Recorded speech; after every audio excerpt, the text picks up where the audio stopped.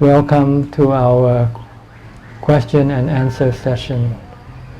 We shall begin with the first question. Question number 1 from Gavin, Vancouver. If I can reach the level of Sotapanna in this lifetime, will that guarantee that I can reach Nibbana within 7 lifetimes, even if I have no teacher during those next life? Yes, because the Sotapanna has a teacher installed in his mind. He saw the Four Noble Truths. He saw the Noble Eightfold Path.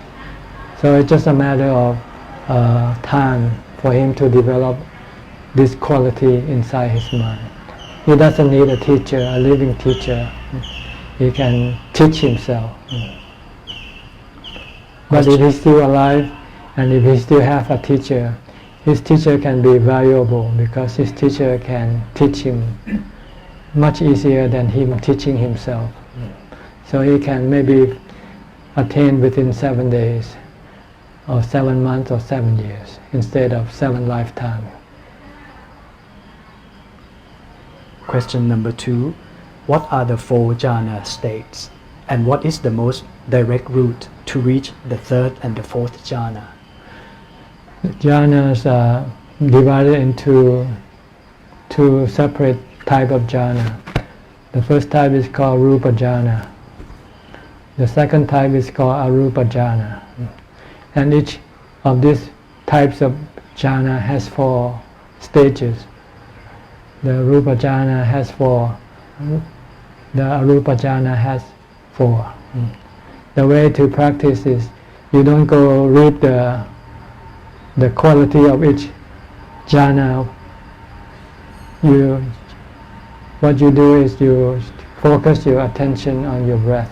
If you use anapanasati, just keep concentrating to prevent your mind from thinking. As your mind gradually stops thinking, then the mind will enter different level of jhana automatically. You don't have to worry about the different level of jhana, different stages of jhana. It will go by itself. All you have to do is concentrate on your breath, focus on your breath. Just watch your breath in and out, and then the mind will gradually become calmer and calmer, and eventually will drop into the 4th jhana automatically. Question number 3. About a month ago, while walking Jongkrom, the image of the big toe of the right foot seemed to appear. I didn't investigate much because I wasn't sure how. Ajahn mentioned previously that my samadhi practice was beginning to enter the 3rd jhana.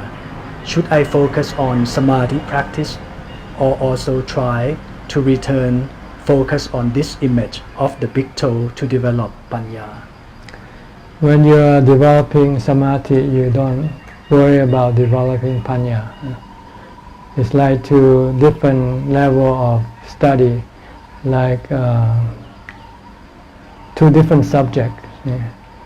When you study mathematics, you don't worry about history. You concentrate on the study of mathematics during that period. And when you move into the history class, then you concentrate on your study of the history.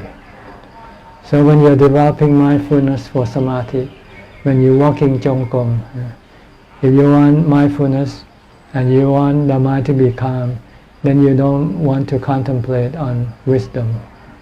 You want just to keep watching your feet when you walk, left, right. Try not to think about anything. Keep the mind calm and quiet.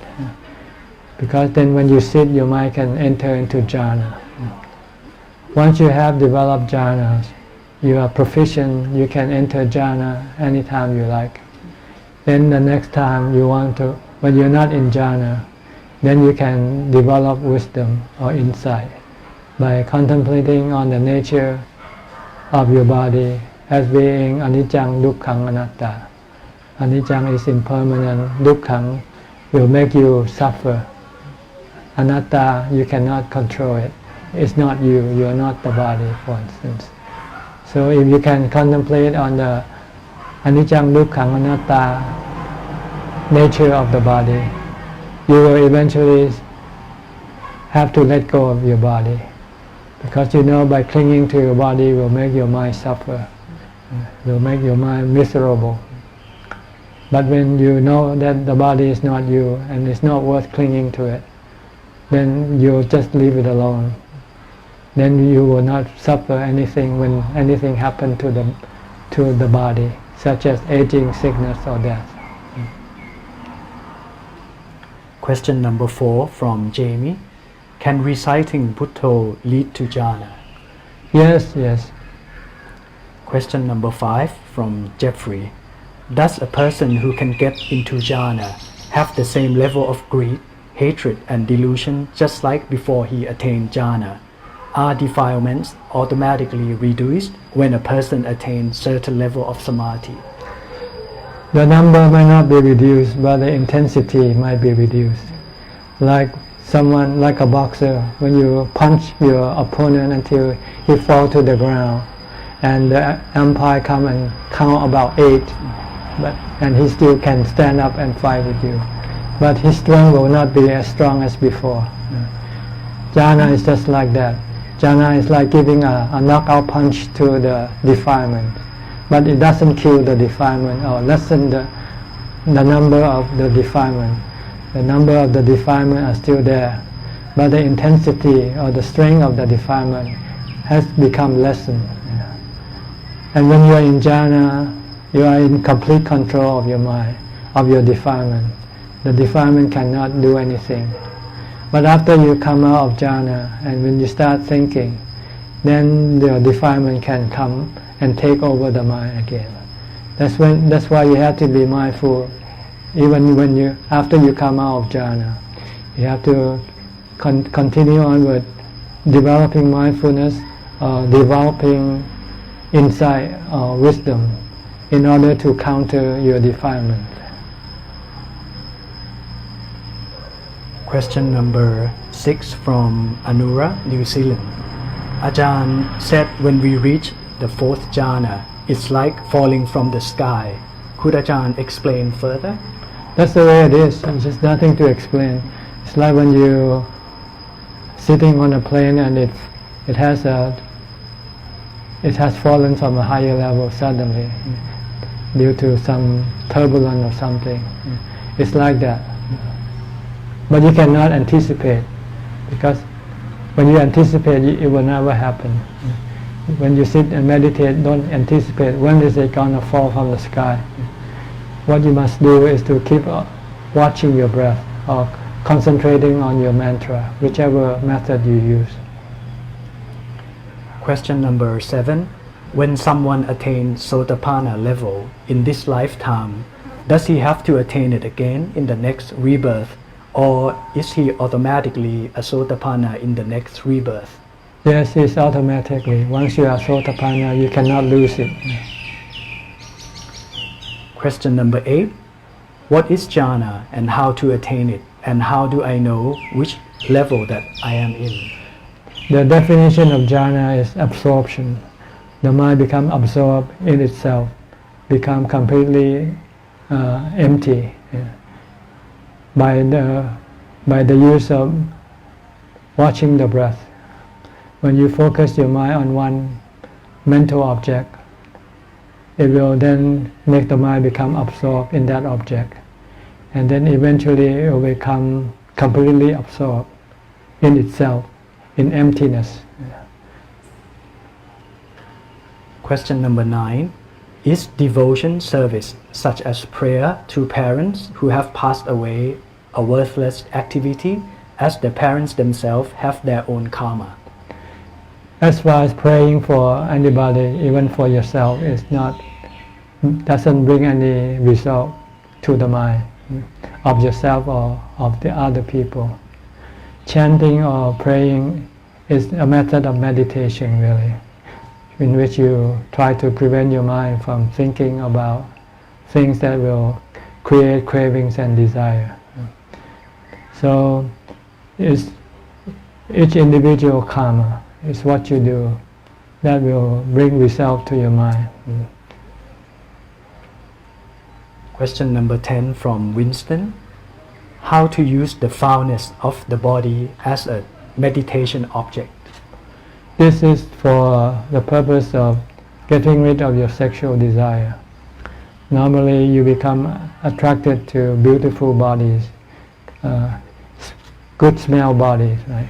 When somebody uses perfume, you feel attracted to that body. But that's not the natural smell of the body. The natural smell of the body is not good, it is smelly. Especially when you don't take a shower for a few days. Then you can smell the smell of the body. If you smell that, if you contemplate on that type of smell, then your desire, your sexual desire will be subdued and eventually eliminated. If every time you have sexual desire and then you think about this foul smell of the body, you don't want to get close to a smelly body, especially the body of a corpse. Question number 11. Is there a formal way in doing standing, walking and sitting meditation? The formal way is to be mindful of what you do. If you're walking, be mindful of your walking. Don't let your mind go elsewhere. Standing, sitting, the same thing. Fix your mind with the body, posture. And can we meditate with our eyes open? If you're walking, then you have to. When you're walking, you're doing walking meditation. Either you use the mantra Bhutto Bhutto or watching your feet, left, right. Yeah. You have to open your eyes. Only when you sit, you should close your eyes. Because if you don't close your eyes, your mind cannot go inside. Because it still has a path to come out. So you have to close the eyes in order to block the mind from coming outside.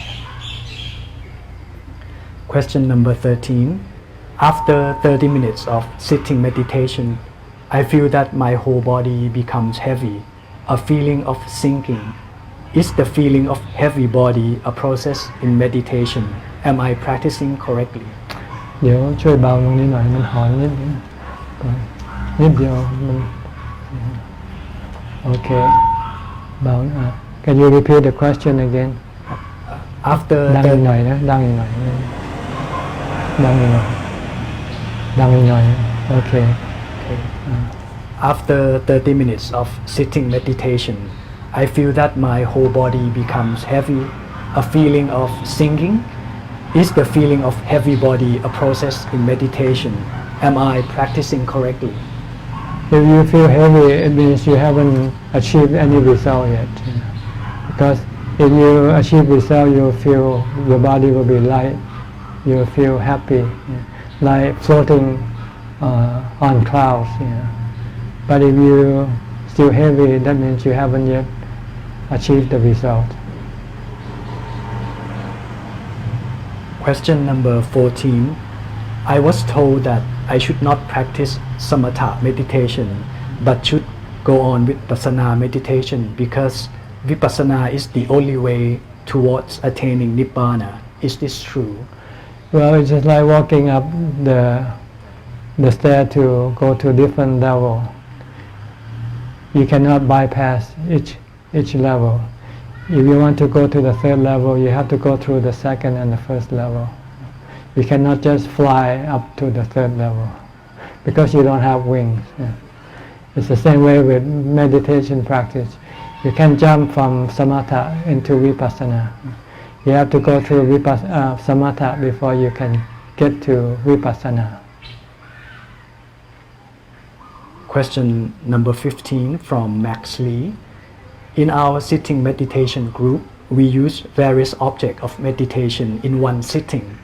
We start with breathing meditation, then follow mindfulness of the elements, mindfulness of skeleton, As there are about 15 objects of meditation in one sitting, can we divide them into a few sittings? I think you should use only one, because by shifting it's like changing horses. When you're in a race, when you're racing horse, you keep with the one horse that you started with. If you keep switching the horses, you'll never reach you'll never win. You'll be last. So in meditation, you want to concentrate your mind to become one. So you don't want to switch unnecessarily. There are times you can switch, like when you first start to meditate, your mind is still restless and you cannot focus on your breath. Then you might use chanting to help calm your mind first. After you chant for a while and you feel your mind has become calm enough to focus on your breath, then you can switch from you can stop chanting and then focus on your breath. But you have to have reason for switching, not because you just like to have different type of method. Too many cooks spoil the soup. So it's better to have one cook.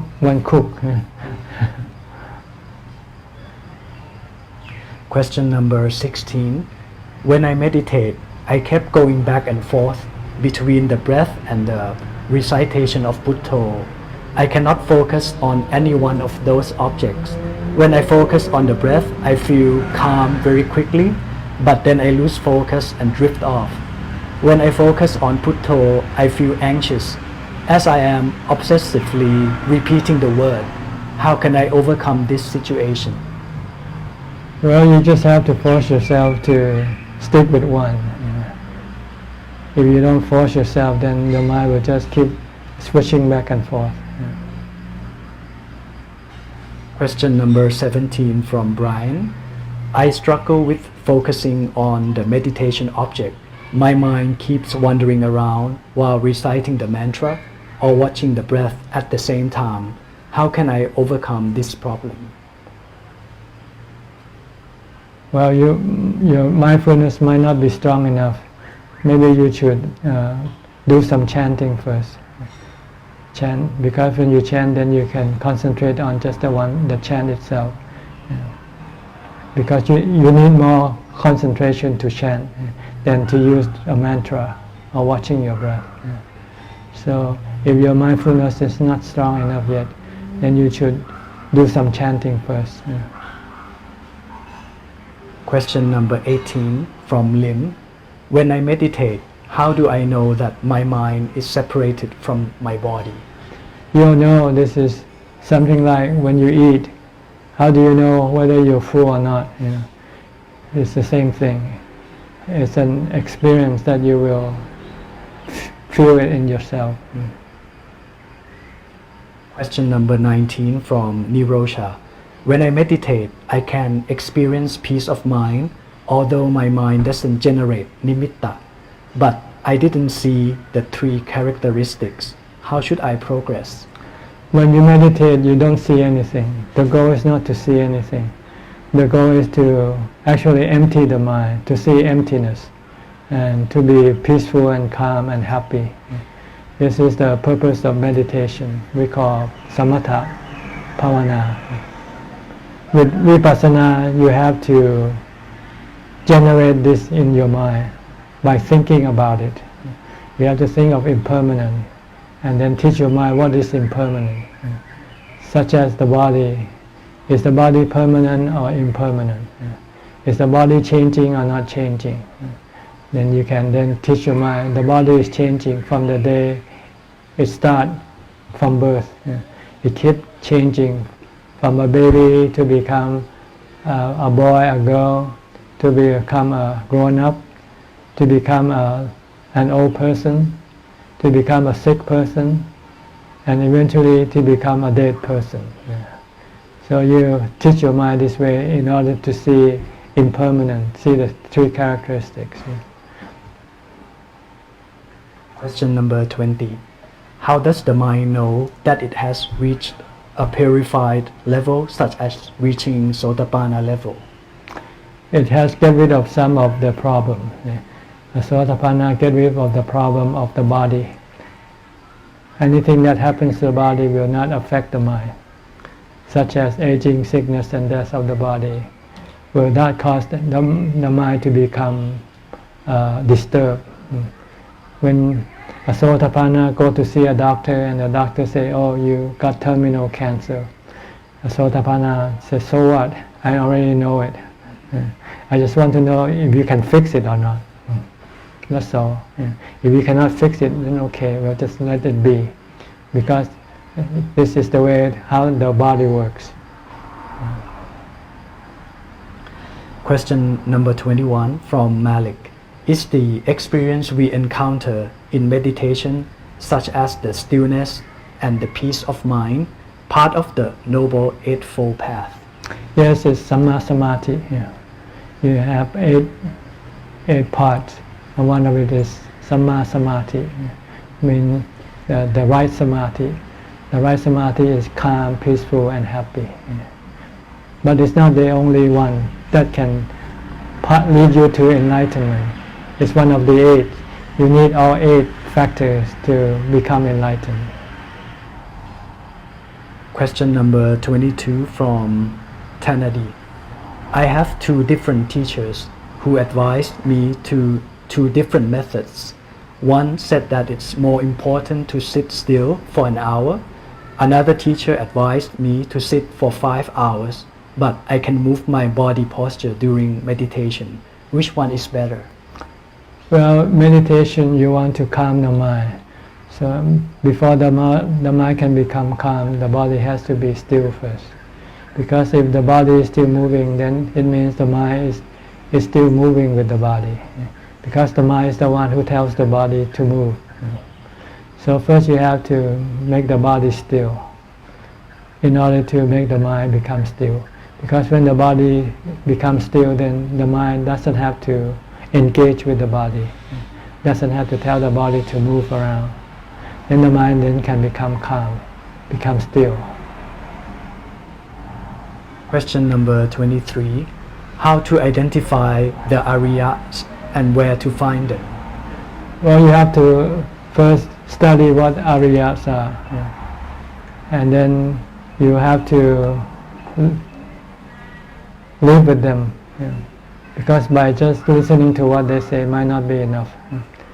But if you live with them, study with them, and learn from them, and you achieve what they have achieved, then you know that they are what they are.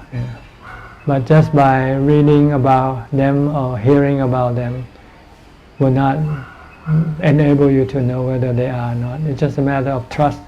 That's all. Most of Buddhists trust or have faith that this or that person is an enlightened person. But the real truth is we don't really know. Unless after the person dies and parts of his bones become relics, turning into stone or marbles, then we can say that this person is a fully enlightened person. Question number 24 from Joyce. How to stay at ease and relax, but continuously heedful in daily life? You have to be mindful. You have to control your thoughts. Stop thinking and just knowing. Then your mind will be calm and peaceful. But as soon as you think, your mind will start generating emotions, which can be good emotion and sometimes bad emotion. Question number 25 from Shin. Do I have to be mindful 100% all the time so that I can recognize the time when I am mindful and the time when I am not mindful? Not really. When you're mindful, you know you're focused on something. You're not thinking about any other thing. And when you're not mindful, when you begin to think about other things, other than the thing that you tell your mind to focus on, then you know that you are becoming unmindful. Question number 26 from Ama. When a person lives in a developed country, where one has access to more nutritious food and good healthcare system, does it mean that one has more control of his lifespan? How much control do we have with regards to our lifespan and our cause of death? It varies from each individual. Even if you have the best food, the best, housing to look after your body, you could die from other cause. You can die from an accident. You can die from contracting diseases. So it's really not so important to worry too much about your body. What you should do, just take good care of it, and whatever happens, let it happen. It might live long, it might not live long. Some people live in an undeveloped country, but they have long lives. Some long live until 100 years, 112 years. So it's not the thing that you have to be the only deciding factors. There are other factors that decide the length of your life. Your past karma also can be another factor. Some people did a lot of bad karma. Even though they might be rich and famous, they could die young. Question number 27 from Sheila. Could Ajahn please comment on the anti-racist protests going on in the US from a Buddhist point of view, as the action by the protesters ignite violence and possibly spread more? I was surprised that many Western Buddhists, including Buddhist nuns, are taking part in it. It's useless, because the result you get, if you ever get it, has nothing to do with your mind. Doesn't bring you to peace and contentment. So it's better to protest against your defilement. Tell the defilement to go away. I don't want you. Get out of my mind. This is more beneficial to you than anything else. So, as far as Buddhism is concerned, our struggle is inside, not outside. We want to get rid of all our defilements. Because when there are no defilements in the mind, we achieve peace and happiness forever. Question number 28 from William. I am planning to do a long retreat in a monastery. How to choose which monastery to stay or the teacher to follow? You need a good teacher who can teach you the right way of practice. You need a quiet environment. So this basically are the two things you should look for: a good teacher and a good place to practice, a quiet place that will encourage or will support your practice of meditation.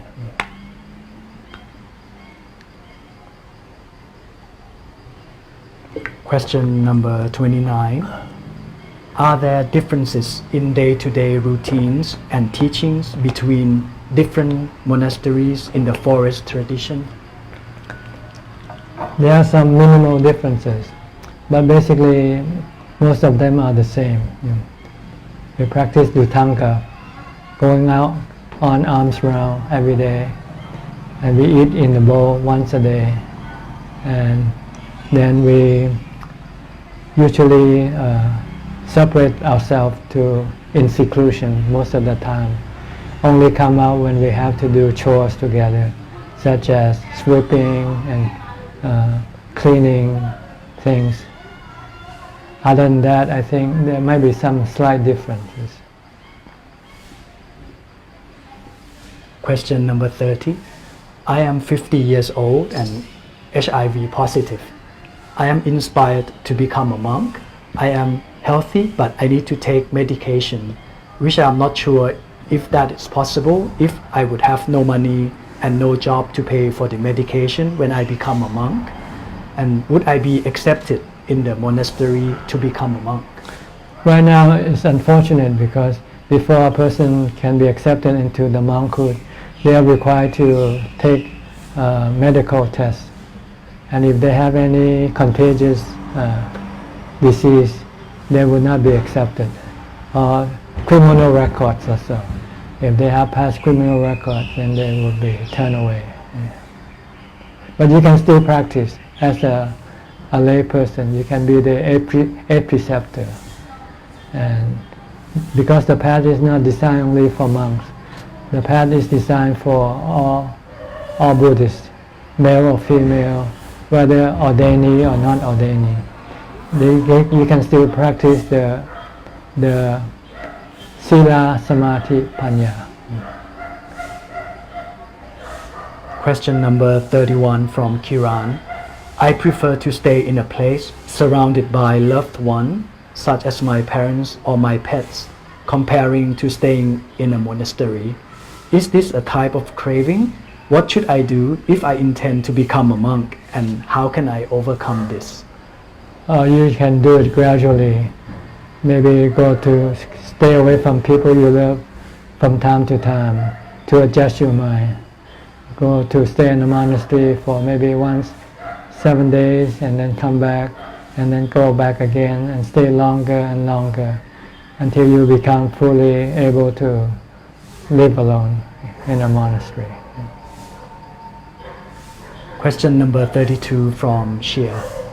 My friends are concerned about the risk of their mind being possessed by spirit during meditation, and they will become mad as the result of meditation. Are their concerns valid, and how can I advise them? No, it's not valid because no spirit can possess your mind. The reason you go mad is your own delusion.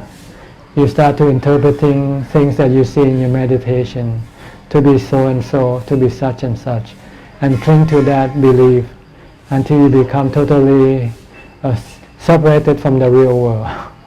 This is what will cause you to become mad. Not because what you see in your meditation can possess you. It's your interpretation of what you see that makes you go mad. So before you meditate, every time tell yourself, no matter what you see, you're still the same person. You're still 39-year-old male, nothing changes. Whatever you see, whatever you might achieve in your meditation, when you come back out of your meditation, you're back to the same old person, and you should remind yourself of that. Question number 33 from Lim. Our premature newborn was born with a brain complication. We decided to save her, although some doctors told us to let her go. She undergoes 6 surgeries and is now having tubes inserted into her nose and body. I am in so much pain seeing our daughter's little body has to go through so much pain. How can I move on from this situation and pray for her so that she doesn't have to suffer that much pain? The Buddha said we have to contemplate on the law of karma. We all have our own karma. In our past life we did good and bad karma, and in this life we are paying for it. So whatever happens to us or to anybody that we love, it's because of their own karma. So what you can do is try to help them as best as you can. But don't feel sad for them because it only hurts you. Question number 34 from Kong. Recently my sister dreamt about my mother who has passed away a few years ago. In the dream, my mother asked for a house. According to Buddhism, what should I do? You should just make some merit, I guess. Pay for the rent of the monastery. Help pay for the rent if the monastery lose some rent. But it doesn't matter. Just do some charity. Doesn't have to be about housing or anything like that, because the merit that you make can replace each other. You can give food and you can send this food and it will be transformed into a house in the spiritual world for the person who needs it. Question number 35 from Sean. There is a Dhammakaya meditation center near my house, but I read articles that Dhammakaya meditation is controversial in Buddhist practice. Can Ajahn explain why is it controversial, the pro and con of practicing Dhammakaya? And should I go to this center, which is near my house, to practice meditation? I cannot answer this question because I don't know anything about Dhammakaya. So you have to ask somebody else. Question number 36 from Liam. Is the relic of the Buddha impermanent? Because I've heard that it is still powerful after the Buddha Parinibbana. Everything in this world are impermanent. It's just a matter of time. Some seem to last forever, but if you can live forever, you might be eventually see the decomposition of that thing. But since our lifespan is shorter than the thing that we observe, so we don't know whether that thing will last. How long will they last? But according to the law of the Anicca Dukkha Anatta, everything is impermanent, subjected to come to a cessation one day, sooner or later. Question number 37 from Mahesh. I fell down from my bike and was injured. Before the accident, I had a vision that I will hit the back of a wheeler, which wasn't the actual case that happened. Why did I have a vision before the accident, although it wasn't an accurate vision? Well, vision, and what happens is what happens. You just have to. There's no reason why. So it is. So all you have to do is just know it, that this is the way it is. Question number 38. What are the impulses that provoke actions? Do these impulse actions considered as good desire or impersonal desire? Impulses can come in different forms. Can be good impulse and bad impulse. It depends on your past karma. If you used to do good karma, you will stimulate good impulses. If you did bad karma, then you will stimulate bad impulses. Depend on your past karma. Question number 39. Is it a defilement when a person experiences situation such as the threat of physical pain, and will an Arahant experience the feeling of fear of physical pain? An Arahant has no fear of any physical pain because he has disengaged himself from the body. The body to him is just like another person's body. Like when we see other people in pain, we are not in pain with them.